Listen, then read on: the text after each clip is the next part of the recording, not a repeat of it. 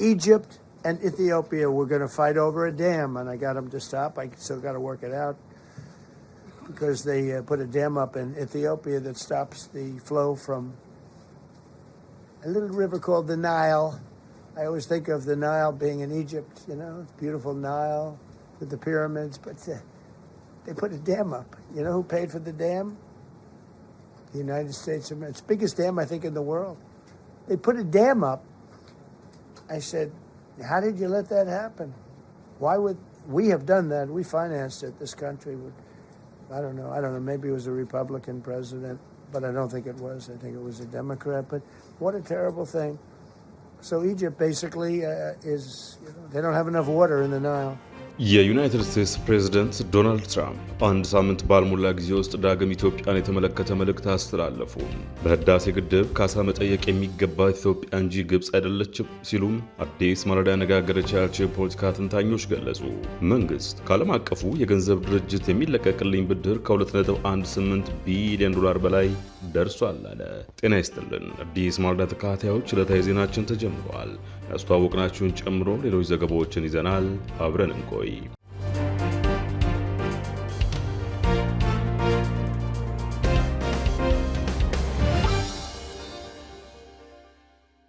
የዩናይትድ ስቴትስ ፕሬዝደንት ዶናልድ ትራምፕ አንድ ሳምንት ባልሞላ ጊዜ ውስጥ ዳግም ኢትዮጵያን የተመለከተ መልእክት አስተላለፉ። ከቀናት በፊት በአባይ ጉዳይ ኢትዮጵያና ግብፅን ለማደራደር ጥያቄ ያቀረቡት የአሜሪካው ፕሬዝደንት ትራምፕ ኢትዮጵያ የአባይ ወንዝ ፍሰትን የሚያስቆም ግድብ ሰርታለች ብለዋል። በዚህ ምክንያት ግብፅ ከናይል ወንዝ በቂ ውሃ እንደማታገኝ የተናገሩት ፕሬዝደንቱም ይህንን ጉዳይ መፍታት ይኖርብኛል ሲሉ ተደምጠዋል። ትራምፕ ይህንን የተናገሩት በድጋሚ ወደ ስልጣን የመጡበትን አንደኛ ዓመት በማስመልከት ማክሰኞ ጥር 12 ቀን 2018 ዓ.ም ለጋዜጠኞች በሰጡት መግለጫ ነው። ባለፈው አንድ ዓመት ውስጥ አሰራራቸው አሳክቷል ያሏቸውን ጉዳዮች ዘለቅ ያለ ጊዜ ወስደው ያብራሩት ፕሬዝደንቱም በተደጋጋሚ የሚናገሩትን 8 ጦርነቶች አስቆሚያለሁ የሚል መከራከሪያም በዚህ መግለጫ ላይ ደግመውታል። ትራምፕ እንዳስቆሙ ከገለጿቸው ጦርነቶች ውስጥ በእስራኤልና ኢራን፣ የኮሶቮና ሰርቢያ፣ የኮንጎና ሩዋንዳ፣ የፓኪስታንና ህንድ እንዲሁም አርሜኒያና አዘርባይጃን መካከል የተካሄዱ ግጭቶች ይገኙባቸዋል። በኢትዮጵያና ግብፅ መካከል ይነሳ ነበር ያሉትን ጦርነትን በዚህም ዝርዝር ውስጥ ተካቷል። እነዚህ ጦርነቶች ለመቋጨት የማይቻሉ በማለት የገለጹት ፕሬዝደንቱም ለእያንዳንዱ ጦርነት የኖቤል ሽልማት ማግኘት ነበረብኝ ሲሉም ተደምጠዋል። ፕሬዝደንቱ ከሚዘረዝሯቸው ከነዚህ ግጭቶች ውስጥ አብዛኞቹ ለቀናት ብቻ የቆዩ ሲሆኑ በኢትዮጵያና ግብፅ መካከል ደግሞ አንድም ወታደራዊ እንቅስቃሴ አልተደረገም። ትራምፕ ግን በማክሰኞ ንግግራቸው ግብፅና ኢትዮጵያ በግድቡ ምክንያት ሊዋጉ ነበር፣ እኔ ግን አስቆምኳቸው ሲሉ ተደምጠዋል። ኢትዮጵያ ውስጥ ናይል ከሚባለው ትንሽ ወንዝ የሚመጣውን ፍሰት የሚያስቆም ግድብ ሰርተዋል ያሉት ፕሬዝደንቱም አሁንም ቢሆን ይህንን ጉዳይ መፍታት እንዳለባቸው ተናግረዋል። ፕሬዝደንት ትራምፕ አሜሪካ ለግድቡ ግንባታ የዋለውን ገንዘብ ሰጥታለች የሚለው ንግግራቸውን በዚህም በመግለጫቸውም ላይ አንስተውታል። ለግድቡ ክፍያ የፈጸመው ማን እንደሆነ ታውቃላችሁ? ዩናይትድ ስቴትስ አሜሪካ ነች። በዓለም ላይ ትልቁ ግድብ ይመስለኛል ሲሉም ተናግረዋል። ከአሜሪካ ተሰጥቷል ያሉትን ገንዘብ በተመለከተም እኔ ይህ እንዴት እንዲሆን ፈቀዳችሁ? ለምን እንዲያደረግን አልኩ። እኛንን የገንዘብ ድጋፍ ያደረግነው ሲሉም አክለዋል። የግድቡን መገንባት ምንኛ አስከፊ ነገር ነው በማለት የገለጹት ፕሬዝደንቱ በዚህ ምክንያት ግብፅ በቂ ውሃ ያገኘች እንዳልሆነ ሲናገሩ ተደምጠዋል። ግብፅ አባይ ውስጥ በቂ ውሃ የላትም። ውሃውንም ለብዙ ነገሮች ይጠቀሙበታል፣ ለመዝናኛ፣ ለጉዞ፣ ለቱሪዝም እና ለሌሎች ነገሮችም ብለዋል። ትልቅ ግድብ አላቸው። አሁን እሱንም ለመፍታት መስራት ይኖርብኛል ሲሉ እቅዳቸውን አመላክተዋል። ትራምፕ ይህንን በኢትዮጵያና ግብፅ መካከል የቁርሾ ምንጭ ስለሆነው የናይል ወንዝና የታላቁ ህዳሴ ግድብ በዚህ አይነት መልኩ ሲናገሩ ይህ የመጀመሪያቸው አይደለም። ለሁለተኛ ጊዜ ወደ ስልጣን ከመጡ በኋላ በተለያዩ ጊዜያት አሜሪካ ለግድቡ ግንባታ የዋለውን ገንዘብ እንደሰጠችና በሁለቱ ሀገራት መካከል የተካሄደን ጦርነት እንዳስቆሙ በተደጋጋሚ ተናግረዋል። በትራምፕ ስለሚነሳው የአሜሪካ የገንዘብ ድጋፍ ባለፈው ዓመት መጨረሻ ላይ ከቢቢሲ ጥያቄ የቀረበላቸው የውሃና ኤነርጂ ሚኒስትር ሀብታሙ ኢተፋ ይህ የህዳሴ ግድብ በኢትዮጵያ ህዝብና መንግስት ገንዘብ ነው የተገነባው የሚል ምላሽ ሰጥተው ነበር። ትራምፕ ይህንን ግብፅ በኢትዮጵያ ላይ የምታነሳቸውን የቅሬታ ነጥቦች የሚደግፍ ንግግራቸውን በድጋሚ ትናንት ያሰሙት የናይል ወንዝ ጉዳይ በተመለከተ አዲስ አበባና ካይሮን ለማደራደር ጥያቄ ያቀረቡ ጥቂት ቀናት በኋላ ነው። ፕሬዝደንቱ ባለፈው ሳምንት ጥር 8 ቀን ለግብፁ ፕሬዝደንት አብዱልፋታህ አልሲሲ በጻፉት ደብዳቤ በታላቁ ኢትዮጵያ ህዳሴ ግድብ ዙሪያ ያለውን ውጥረት መፍታት ከአጀንዳ በቀዳሚነት የሚቀመጥ ነው ብለው ነበር። ናይል ወንዝ ክፍፍል ጉዳይም ለአንድና ለመጨረሻ ጊዜ ለመፍታት እንደሚፈልጉ የገለጹት ፕሬዝደንቱም አሜሪካ ለግብፅ ህዝብ ሰላምና ደህንነት ቁርጠኛ እንደሆነችም ማረጋገጣቸውን ቢቢሲ ዘግቧል። I always think of the Nile being in Egypt, it's beautiful Nile with the pyramids, but they put a dam up. You know who paid for the dam? The United States, it's the biggest dam, I think, in the world. They put a dam up.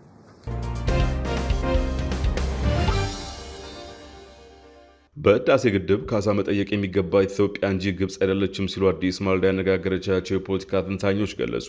ግብጽ ላነሳቸው የካሳ ጥያቄ መንግስት መልስ አይጠበቅበትም፣ ይልቁንም በውስጣዊ ጉዳዮች ላይ ማተኮር ይገባዋል ሲሉም ምክረ ሀሳባቸውን ሰጥተዋል።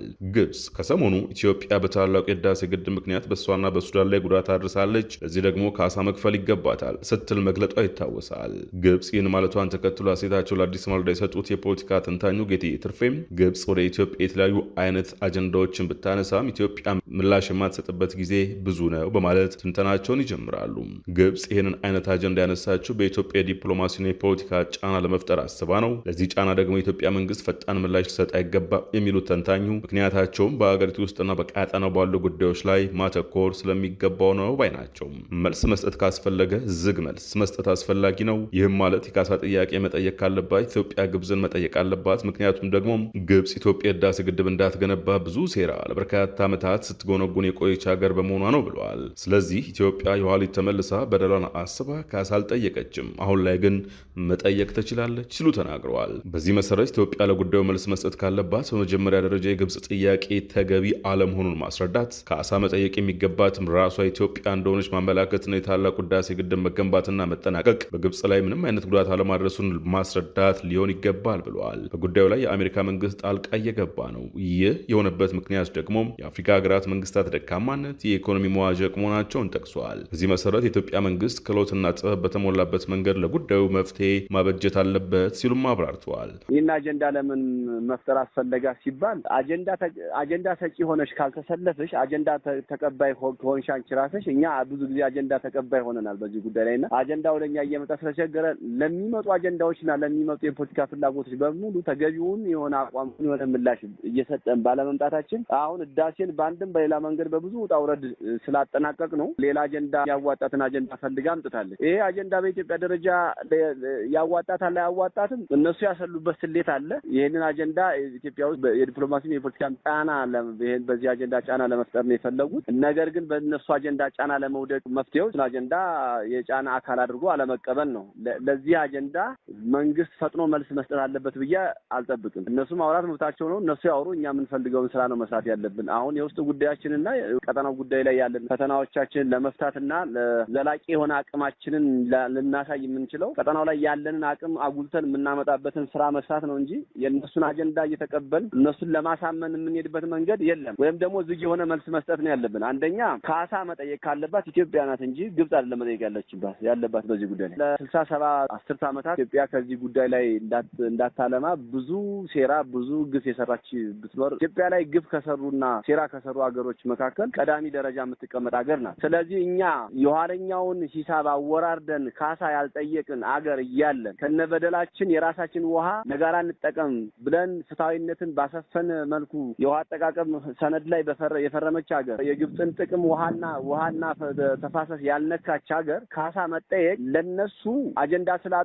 አጀንዳ መፍጠር ስራቸው ስለሆነ ነው። እንደዚህ አይነት በኔ ልይታ እንደዚህ አይነት ለኔ ተራ አጀንዳ ነው ብዬ የማየው። ግን ለነሱ የፈለጉት ዓላማ የፖለቲካም የዲፕሎማሲም ጫና ለመፍጠር ዓለም አቀፍ ማህበረሰቡ ላይና አጋዥ ሀገሮቻቸው ላይ ይሄን አጀንዳ እንዲፈጸምላቸው ድጋፍ ለማሰባሰብ ነው ያደረጉት። ኢትዮጵያ ቀድማ ይሄንን ምላሽ የምትሰጥበትን መንገድ ማስተካከል አለበት። አንደኛ እንደዚህ መጠየቃችን ራሱ ተገቢ አለመሆኑ፣ ሁለተኛ የካሳ ጥያቄ አቅራቢ ሆነን የካሳ ጥያቄ ጠያቂ ሆነን እንኳን ብንገኝ መገኘት ካለብን ተገቢነት ሊኖረው የሚችለውም በእኛ እንጂ በእነሱ በኩል እንዳልሆነ፣ ሶስተኛ በዚህ የህዳሴ ግድብ በመገንባቱ ምክንያት ግብጽ ምንም የተፋሰሱ ጉድለት እንዳልደረሰባት የውሃ እጥረት እንዳልቀነሰባት ይታወቅ። እንደውም አንድ ወቅት ክረምቱ ላይ ጎርፍ ሁሉ እንደበዛባቸው ይታወቃል። ያውም ኢትዮጵያ ይዛው ራሱ ጎርፍ ብዙ ጉዳት እንዳደረሰባት ይታወቃል። እና የህዳሴ ግድብ ለኢትዮጵያ ለግብጽ የውሃ ፈሰሱን መቀነስ ሳይሆን ሌላም ጉዳት እንዳይደርስባት የመከላከል አቅም ነው የሰጣት እና ጥቅም እንጂ በረከት እንጂ የሰጣት ጉዳት አላመጣላት። በእርግጥ አንድ የአሜሪካም መንግስታቶችም እየገቡ የሚያወቁት ነገር አለ። እየገቡ እንዲያወቁና እንዲያዳክሩ ድሉ የፈጠረላቸው የአፍሪካ ሀገራት የኢዩ ደካማነት የየሀገራቱ መንግስታት ደካማ መሆንና የኢኮኖሚያችን የብዙ ነገር ድክመታችንን እንደው ኢኮኖሚም ደካማ ብንሆን እንደ መንግስት እንደ ሞራል ጠንካራ ያለ መሆን ብዙ መፍረክረኮች ስለሚያጋጥሙ እንደ ያን ነገር ጣልቃ ገቦች ይኖራሉ። አሁን መንግስት ይሄ የህልውና ጉዳይ ነው። ከዚህ በኋላ ስብዕናችንን ሞራላችንን ዝቅ የምናደርግበት እስካልሆነ ድረስ መሆን ስለሌለበት በፍጹም የጠነከረ አቋም በጥበብ የተሞላ በክህሎት የተሞላ ዲፕሎማሲና የፖለቲካ የበላይነትን ለማምጣት መንግስት ማሰብ አለበትና መዘጋጀት አለበት ብዬ አስባለሁ። ነገር ግን እኛ በእሷ አጀንዳ መጮህና እሷ በጮች ግብጽ በጮች ቁጥር መልስ መስጠት በራሱ ከዲፕሎማሲም ከፖለቲካ አንጻር አዋጭ ነው ብዬ አላስብም። ኢትዮጵያ በዚህ ጉዳይ ላይ ምንም አይነት ምላሽ ባትሰጥ ይሻላል። ምክንያቱ ደግሞ አስፈላጊ አይደለም ያሉት ደግሞ ሌላኛው የፖለቲካ ተንታኝ አንዋር ኢብራሂም ናቸው። ግብጽ ከቀድሞ ጀምሮ በተለያዩ ጉዳዮች ከኢትዮጵያ ጋር ሰጣ ገባው ስትገባ የቆየችን የተለመደች ሀገር ናት ይላሉ። አሁን ላይ ኢትዮጵያ ካሳ ልትሰጥ ይገባል ያለችው ጉዳይ ተቀባይነት የለውም፣ የምታገኘው ምንም አይነት ካሳ የለም ሲሉ ምልከታቸውን አጋርተዋል። በጉዳዩ ላይ አሜሪካ ጣልቃ ገብታለች ያሉት አንዋር ነገር ግን የምታመጣው ምንም አዲስ ነገር የለም ሲሉም አስረድተዋል። ምክንያቱም ደግሞ የህዳሴ ግድቡ አልቋል፣ ኢትዮጵያ ወደ ቀጣይ ፕሮጀክት ማቅናት ስላለባት ነው ብለዋል። በአሁኑ ወቅት ካሳ የሚገባው ለኢትዮጵያ ነው፣ የግብጽ ጥያቄ ቀልድ ነው ሲሉም አጣጥለውታል። ከትናንት ወዲያ ስንሰማው የትራምፕ ደብዳቤ ተብሏል። በጣም ነው የተቀወጠው። በቃ የሆነ ትራምፕ ገብተው በቃ ህዳሴ ግድብ አቁም የሚለን የመሰላችሁ። ይሄ ደግሞ የማይሆን ነገር ነው። አልቋል፣ ፕሮጀክቱ አልቋል፣ ወደ ስራ ጀምሯል። ከዚህ በኋላ እኛ ወደ ሌላ ሀሳብ ነው ያለብን። እኔ ይመስለኛል ኢትዮጵያ ባትመልስ ይሻላል። እነዚህ ሰዎች ለምን ምንም ጥቅም የለውም ከነሱ ጋር ግትር መግባት። አንደኛ ግብጾች ገና ከ30 ምናምን ዓመት ጀምሮ ከኤርትራ ጦርነት ጀምሮ እስካሁን የግብጽ እንቅስቃሴ የጀመረ ነው። ወደ ጊዜ አንዴ በጦርነት አንዴ በጎረቤት ሀገራት አንዴ በቦርደር አንዴ ደግሞ በአባይ ጉዳይ አንዴ አሁን ወደ ቀይ ባህር ሲመጣ ደግሞ ጉዳዩ በጣም ከፍ ያደረጉት ነው። ግብጽ ባይዘው አሁን የራሷ የኢኮኖሚ ችግር አላት። በጣም የራሳቸው ጉዳይ ረስቶ ወደ ሌላ ሀገር የመጡ ነው። እነዚህ ነው ያለ። ግን አሁን መጥቶ ካሳ ነው ምንም የሚሰጣቸው ነገር ያለ አይመስለኝም። አንደኛ ራሱ እንደምንድነው አይደለም። ለምን ምንድነው የዋሽንግተን ድርድር የህዳሴ ግድብ ድርድር ዋሽንግተን ሲሄዱ እኮ ነው በጣም ብዙ ችግር ያጋጠመ። በሶስት ሀገራት በሶስትዮሽ ካርቱም፣ አዲስ አበባና ካይሮ በነበረ ጊዜ ትንሽ ይሻላል ነበር ይመስለኛል። ከጊዜ ወደ ጊዜ የሆነ ስምምነት መቀራረብ፣ አንዳንድ ጥሩ ነገሮች ነበሩ። መንፈስ ከፍ ያላለ ነገር ነበር። ዋሽንግተን ከሄደ በኋላ ግን በጣም ችግር ፈጥሯል። የግብጽ የአሜሪካ መግለጫ ሲወጣ የግብጽ መግለጫ ወደ ሌላ ከፍ የደረሰ ጊዜ እዛን ጊዜ ነው በጣም መጥፎ ነበር። ይሻላል። ለዛ አሜሪካ ራሱ በዚህ ነገር ገብታ የምታመጣው ነገር የለም። መበላሸት ብቻ ነው። ጨምረው ነገር የለም። እኔ አንድ ሁለት የግብጽ ጋዜጠኞች ተደዋውለን ነበር በዚህ ሳምንት። ይጠይቃሉ እንደዚህ ናንኛ ምናምን እንደዚህ ይላሉ። ምንም የምታመጡት ነገር የለም ነው የሚላቸው። ለምን አለቀ? ግድቡ በቃ አልቋል። አሁን ምንድነው እኛ ሌላ ፕሮጀክት ማሰብ አለብን፣ ሌላ ነገር መስራት ነው በኢትዮጵያ ውስጥ። ግን ህዳሴ ግድብ ለኛ በቃ አለቀ ማለት ነው። ግብጾች አሁን ካሳ የሚሉት እኔ አይዶን ነው እንዴት ነው የሚሰማው ራሱ አላውቅም።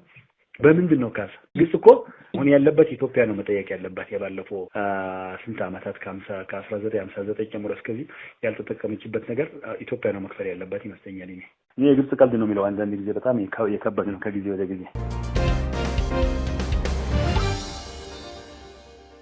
መንግስት ከዓለም አቀፉ የገንዘብ ድርጅት የሚለቀቅልኝ ብድር ከ2.18 ቢሊዮን ዶላር በላይ ደርሷል አለ። መንግስት በ2016 ዓ.ም መገባደጃ ከዓለም አቀፉ የገንዘብ ድርጅት ጋር በደረሰው ስምምነት መሰረት አጠቃላይ የሚለቀቅለት ብድር ከ2.18 ቢሊዮን ዶላር በላይ መድረሱን አስታውቋል። የኢትዮጵያ ብሔራዊ ባንክና የገንዘብ ሚኒስቴር በትናንትናው ዕለት በጋራ ባወጡት መግለጫ ሀገር በቀል እያሉ የጠሩት የኢኮኖሚ ማሻሻያ አፈጻጸም ላይ ወሳኝ ምዕራፍ የሆነው አራተኛ የኢኮኖሚ ማሻሻያ ፕሮግራም ግምገማ በስኬት መጠናቀቁን አመልክተዋል። በግምገማቸውም አፈጻጸሙ ከተገመተው በላይ ጠንካራ ሆኖ መገኘቱ ተረጋግጧል ብለዋል። ኢኮኖሚው በዚህ ወቅት የተለያዩ ውጤቶችን እያሳየ እንደሚገኝ የሚገልጸው መግለጫው የተደረገው የኢኮኖሚ ማሻሻያ ካመጣቸው ውጤቶች አንዱ የዋጋ ግሽበት በከፍተኛ ፍጥነት እንዲቀንስ ማድረግ መሆኑን አመላክቷል። የዋጋ ግሽበት ወደ ነጠላ አሃዝ መውረዱን የስታቲስቲክስ አገልግሎት ከዚህ ቀደም ማስታወቁ አይዘነጋም። ጠንካራና ቀጣይነት ያለው የኢኮኖሚ እድገት መመዝገብ፣ የተሻሻለ የበጀት ዲሲፕሊን እና የውጭ ምንዛሬ ክምችት በቋሚነት እያደገ መምጣቱም የሪፎርሙ ውጤቶች ናቸው ሲል መግለጫው አሞካሽቷል።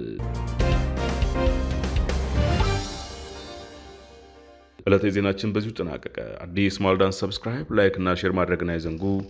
ጤና ይስጥልን።